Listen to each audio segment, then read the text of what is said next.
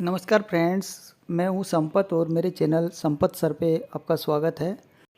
आज हम एक नई वीडियो के साथ आए हैं। इस वीडियो में जो एयर कंडीशनिंग मशीन्स है उसकी जो कैपेसिटी है उसको समझते हैं। जो कैपेसिटी दी हुई है वो अलग अलग यूनिट्स में दी हुई है, तो एक टन में कैसे कन्वर्ट करते हैं उसको और किस मशीन पे क्या कैपेसिटी दी हुई है। जैसे कि जो मशीन है, हम स्प्लिट एसी की बात करें तो उसमें वाट्स में दी हुई, ज़्यादातर वाट्स में दी होती है। वीआरएफ में ये कैपेसिटी एचपी में, वाट में या बीटीयू पर आवर्स में मिलती है। इसी तरह से कूलिंग टावर की कैपेसिटी किलो कैलोरी आवर्स में मिलती है और एचयू या एफसीयू में जो ये कैपेसिटी सीएफएम में मिलती है। इस कन्वर्जन को बहुत ही इजी वे में इस टेबल की सहायता से हम समझते हैं और कन्वर्ट करते हैं। चलिए हम कन्वर्जन को देखते हैं। 1 टन जो है 3516 वाट के बराबर होता है। 1 टन जो रेफ्रिजरेशन है वो 1.25 एचपी के बराबर होता है। वीआरवी और वीआरएफ में ये यूनिट काम में आती है।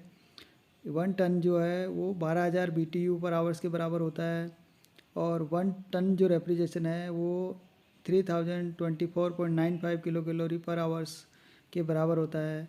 और इसी तरह से 1 टन जो है वो 400 CFM के बराबर होता है। तो जो भी मशीन पे ये कैपेसिटी लिखी हुई है उसका हम इसमें भाग लगा देंगे या डिवाइड कर देंगे तो हमें वो चीज़ें प्राप्त हो जाएगी। जैसे हम वीआरवी देखते हैं, ये वीआरवी है, इसकी जो कैपेसिटी है वो लिखी हुई है हमारी 61,600 है कूलिंग कैपेसिटी। तो हम इसको डिवाइड कर देंगे 3516 वाट से तो हमें टन मिल जाएगा। इसी तरह से एक स्प्लिट एसी है ये और इसकी कैपेसिटी 6400 वाट है।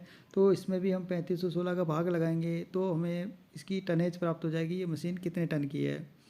ये देख सकते हैं हम इसके अंदर जो वाटेज है वो स्प्लिट एसी की।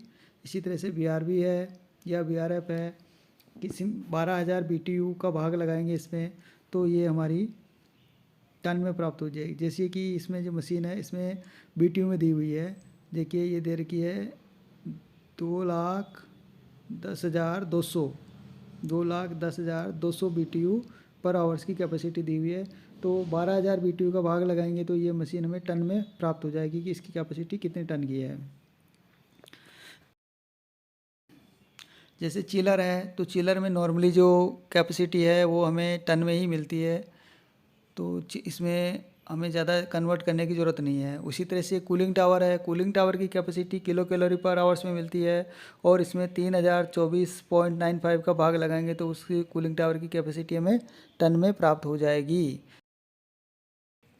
इसी तरह से कोई एएचयू है या टीएफ है तो उसकी कैपेसिटी हमें सीएफएम में मिलती है और सीएफएम में हमें 400 सीएफएम का भाग लगाना है तो वो कैपेसिटी हमें टन में प्राप्त हो जाएगी। अतः इस तरह से हम एक दूसरे को, सारी यूनिट को आपस में कन्वर्ट करके किसी भी मशीन का टन ज्ञात कर सकते हैं।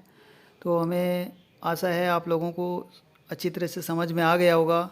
तो अगर ये आपको वीडियो इन्फॉर्मेटिव लगी हो, अच्छी लगी हो, दोस्तों वीडियो अच्छी लगी हो तो लाइक कीजिए, शेयर कीजिए और सब्सक्राइब कीजिए ताकि आप लोगों का मोटिवेशन हमें प्राप्त होता रहे।